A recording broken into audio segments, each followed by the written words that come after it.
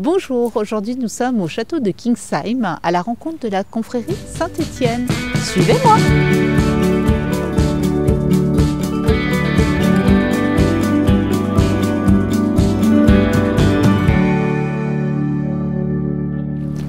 Bonjour Eric. Bonjour Valérie.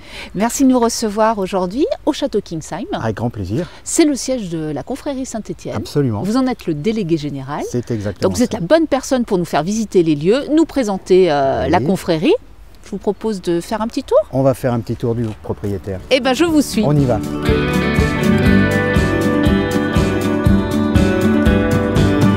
Alors nous voici dans une très belle salle pour parler justement de la confrérie Saint-Étienne.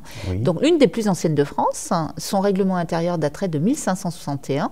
Oui, absolument. Donc c'est un règlement qu'on a retrouvé dans les archives de la commune d'Ammerschwir où était sise la confrérie dans un premier temps. C'était un regroupement des notables qui surveillaient déjà à cette époque-là la qualité des vins qui étaient mis sur le marché. Et il est toujours en usage aujourd'hui. Tout à fait. Donc on a repris ce règlement avec son article premier le plus important, puisqu'il dit « Nul ne peut être confrère de Saint-Étienne s'il n'aime la joie, la bonne chère et les vins d'Alsace ». Et justement, le début commence aussi par certains chapitres Oui. dits solennels Absolument. que vous réalisez au sein de cette salle d'ailleurs. Tout à fait. De quoi s'agit-il et est-ce que c'est ouvert au grand public? Alors c'est ouvert effectivement au grand public, puisque les gens peuvent s'inscrire en se connectant sur le site internet de la confrérie. C'est une célébration des vins d'Alsace avec les commentaires des vins qui sont faits par les grands conseillers en tenue d'apparat. Et on en profite également pour introniser donc les personnes qui veulent devenir membres. Et ces gens deviendront dans un premier temps confrères ou consoeurs apprentis, puis les passages de grade pour devenir compagnons, maîtres, etc. avant d'entrer dans les conseils des jeunes, puisqu'on est considéré comme jeune à la confrérie jusqu'à 45 ans. Moi j'adore, 45 voilà. ans, jeune, c'est parfait. On est encore jeune à 45 ans. Et ensuite pour arriver au grand conseil, puisque là, ça c'est le conseil des plus sages, on va dire.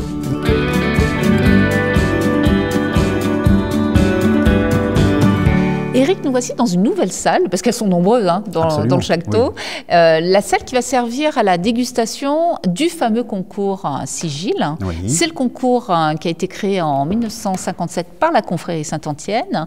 Quelle est la particularité de ce concours ? Alors, bon, premièrement, c'est un concours qui est réservé aux vins d'Alsace. Donc, tous les vignerons d'Alsace peuvent soumettre leurs vins.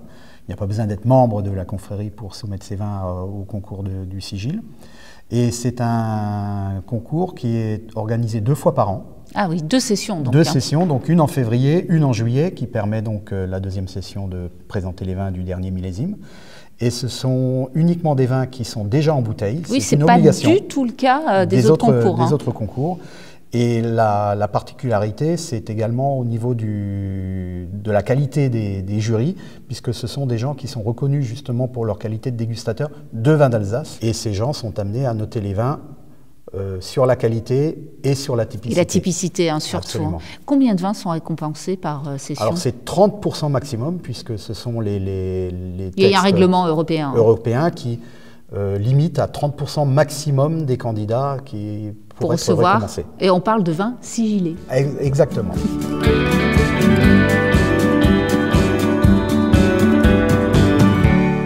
Alors Eric, nous voici dans la fameuse onothèque de la confrérie Saint-Étienne. Oui. Ça renferme combien de bouteilles? Alors à peu près 60 000 bouteilles. Ah oui, quand même. Il faut de la place. Il faut de la place. On est en pleine restructuration actuellement. Et c'est uniquement des vins sigillés, Absolument. Donc là, ça c'est vraiment le résultat donc, du concours qu'on a évoqué tout à l'heure.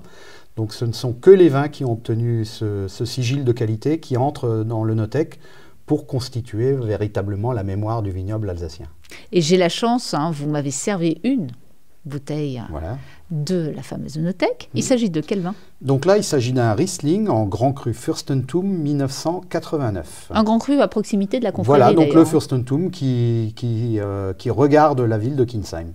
Et pour finir, quelle est la plus ancienne bouteille de la cave? Alors la plus ancienne, c'est une bouteille de 1834. Ah quand même. Voilà, qui fait partie de la fameuse collection Méquillet. En tout cas, vous avez un joli patrimoine et je vous remercie de cette très belle visite. Et vous, je vous dis à vos verres et à jeudi prochain.